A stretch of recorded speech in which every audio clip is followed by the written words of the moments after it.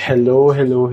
Magandang araw. Welcome to my channel. Ako nga pala si Mystico Moreno, or in short, Mismo. At dito sa aking channel, we will manifest love and light sa inyong Tagalog love reading. Ngayon na, mismo. Okay, so magandang araw kahit umuulan. Magandang araw pa rin sa inyong lahat. So, ang gagawin natin reading today ay ang quick energy check-in at para ito sa lahat ng Virgo. So, thank you sa lahat ng Virgo na patuloy na sumusuporta sa aming channel. Sana patuloy niyo pong supportahan by liking this video. It really helps the channel grow. Comment below lalo na kung nag-resonate yung reading. And sa mga bago, sana mag-subscribe na po kayo para updated din kayo sa mga ipopost ko pang love readings. Okay, so bubunot ako ng 2 cards from this deck for the recent past and then 2 cards for the near future. Tapos interpret natin siya.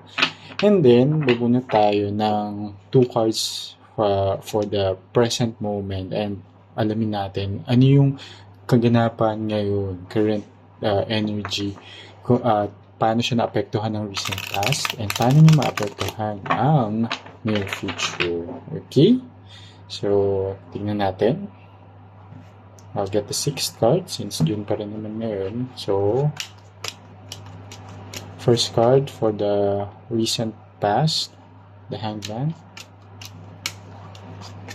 And 8 of Cups. Medyo similar kayo ng energy with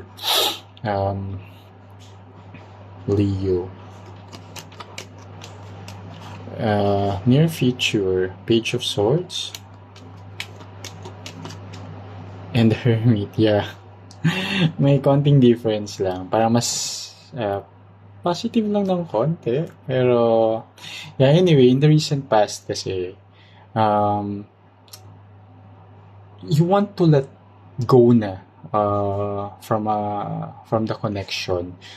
Medyo gusto mo nang mag-walk away or umalis at tapusin na yung relasyon in the recent past na nafe-feel mo siya pero wala kang ginawa.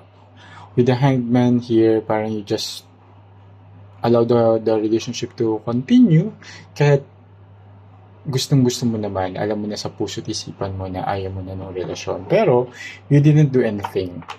So, kaya at the moment, I think you're still in the relationship pero nandun pa rin yung feeling of wanting to walk away from the relationship. Possible na may mga issues kayo, concerns, kayo lang nakakaalam yan at the moment. So, what I'm getting here is that energy of wanting to leave but not doing anything. Okay? Tapos, sa near future, okay, may conversation na mag-initiate. Either you will initiate it or yung person mo. Okay? Let's see sa present energy kung sino mag-initiate yan. Pero, knowing that in the recent past wala kang ginawa, possible, there are 2 ways lang yan. Ikaw mag-initiate o yung person mo. And I can see here that your person also wants to, na lang din. Parang nag-aantayin lang kayo. Sino yung magsasabi na, okay, let's end this relationship. So, may hermit mode here. And I think after that conversation, there will be no contact situation. Doesn't mean that there will be a separation, but there will be a no contact situation for both of you to reflect on kung ano yung na-conspire dun sa conversation na yun. So, tingnan natin, ano yung present energy kasi. Bakit may ganyang recent past and near future. First card, okay, 3 of Coins.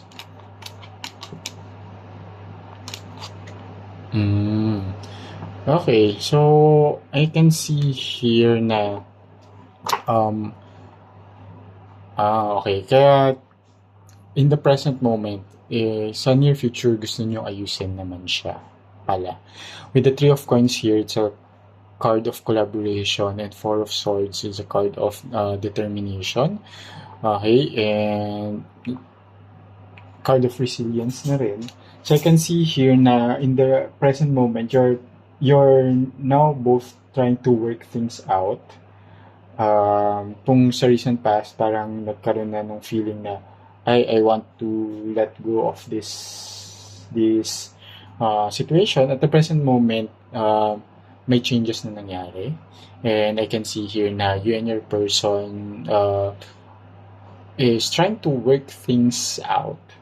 Okay? However, may mga issues pa rin na kailangang i-resolve.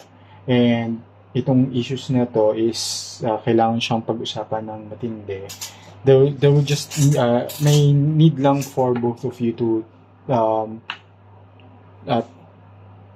take a rest, okay, and recover from whatever issues you had in the recent past para mas maging maayos itong near future din ninyo kasi magkakaroon ng conversation about it. So at the moment, both of you are trying to recover from it but trying to work things out as well. And kung ano yung maging result man ng present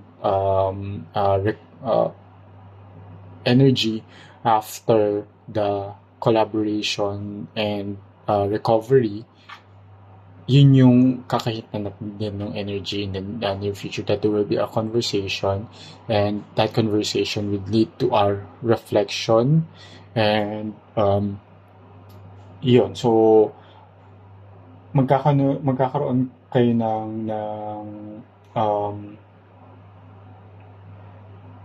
moment of solitude to process your emotions.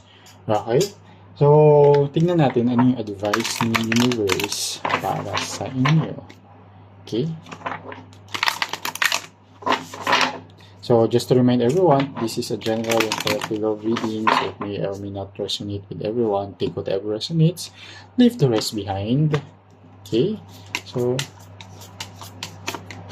okay, endurance. So, tama. I think, kailangan nyo lang endure muna itong connection. What I mean is, maayos siya. All you have to do is really reflect on it, time to recover, heal, and then that moment of solitude will allow both of you to grow and understand each other and oneself, and that would lead to conflict resolution then eventually. So, ayan, so kaya nyo to. Sana nakatulong itong reading na to. And again, still use this reading with discernment. Okay, nasa sa inyo pa rin naman yung mga final decision na gagawin nyo in life. Okay, so kita-kits na lang muli sa aking susunod na mga reading. Ako nga pala si Mystico Moreno, or in short, mismo. Kita-kits. Ingats.